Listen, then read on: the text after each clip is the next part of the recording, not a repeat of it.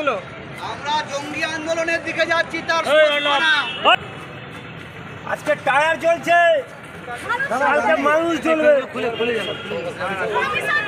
26-এ যেহেতু ইলেকশন, এই কারণে যাতে ওনার ভোটে কোনো প্রভাব না পড়ে, তার কারণে উনি সবাইকে ডেকেছেন, আসুন, আমি আছি, ছিলাম, আবারও গদিতে বসবো, আপনারা একটা করে চুষি কাঠি নিয়ে যান, ললিপপ নিয়ে যান, ললিপপ রেখে এই জন্য আমাদের ডেকেছে।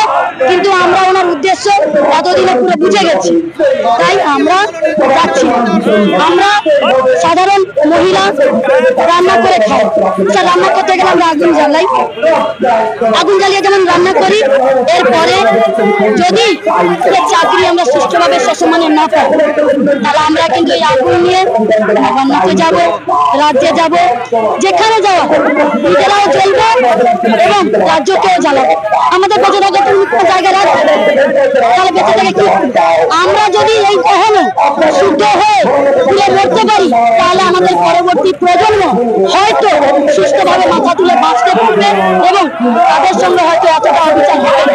এই আশায় আমরা নিজেরাও পুড়ে মরতে রাজি আছি, যদি মুখ্যমন্ত্রী না আমাদের চাকরি করেন। আমার নাম উমা দাস, মোবারক হাই স্কুল। আমাদের যে আমরা যোগ্য আছে, সবাই যোগ্য চাকরি পাচ্ছি। প্রত্যেকে আমরা একটা দাবি নিয়ে পথে নামা শুরু করেছি। গতকাল আমরা 30 জন ছিলাম, আজকে 300 জন হয়েছি। সোমবার দিন থেকে আমাদের আন্দোলন বৃহত্তর এবং সেটা কিন্তু ভয়ঙ্কর। আমাদের একটাই দাবি যে আমরা যেরকম সসম্মানে স্কুলে ছিলাম, মমতা ব্যানার্জি আমাদেরকে সেভাবেই রাজ্য সরকার হস্তক্ষেপ করে আমাদেরকে সঠিক জায়গায় আবার আমাদেরকে ফিরে নিয়ে যান। আমরা কোনো রকম কোনো ভায়োলেন্স করব। আর যদি আমাদের হাত থেকে চক ডাস্টার কেড়ে নেওয়া হয়, তাহলে কিন্তু আমরা হাতে হাত রেখে আর ঘরে কিন্তু চুপচাপ বসে থাকবো। এই পশ্চিম মেদিনীপুরের বিপ্লবের মাটিতে আমরা এই চাকরির আগে থেকে আন্দোলন শুরু করেছিলাম, আন্দোলন করে চাকরি পেয়েছি। তারও অনেক আমাদের প্রমাণ এখন আমাদের কাছে আছে।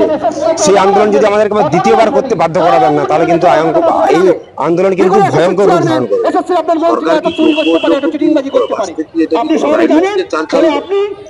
সরকার যোগ্য অযোগ্য কোনোদিন বাঁচবে না, তার কারণ এখনো পর্যন্ত যারা যোগ্য বলে বিবেচিত, তাদের মাঝেই আরো অনেক অযোগ্য ক্যান্ডিডেট আছে, যাদের কাছ থেকে সরকার গুনে গুনে টাকা নিয়েছে। যদি ওইটা ডিসক্লোজ হয়ে যায়, সরকার চোর, এটা পুরো সবাই জেনেই যায়। এখন নিজেদের চুল ঢাকানোর জন্য আজকে যোগ্যদেরকে অযোগ্যদের সঙ্গে একই বলি দিয়ে আমাদেরকে বলি দিল। মুখ্যমন্ত্রী দেখেছেন, আপনাদের সাথে কথা বলা যাবে না? আমরা আমাদের সমস্ত সাথীদেরকে বলে দিয়েছি, আবারও বলছি সংবাদ মাধ্যমের মাধ্যমে, আমরা মুখ্যমন্ত্রীর কাছে যাব। আমরা মুখ্যমন্ত্রীর কাছে আমরা অনেকবার যাওয়ার চেষ্টা করেছি, অনেকবার আমরা অনুরোধ করেছি, অনুরোধ করে আমরা একটা বছর গড়িয়ে ফেলেছি। কিন্তু মুখ্যমন্ত্রী এখন নিজেকে বাঁচানোর জন্য আমাদেরকে নিজেদের সংগঠনে ঢোকানোর জন্য আবার কাছে নিয়ে গেছে। এই প্রলোভনে আমরা আর পা দেব না। আমার নাম অভিজিৎ গিরি।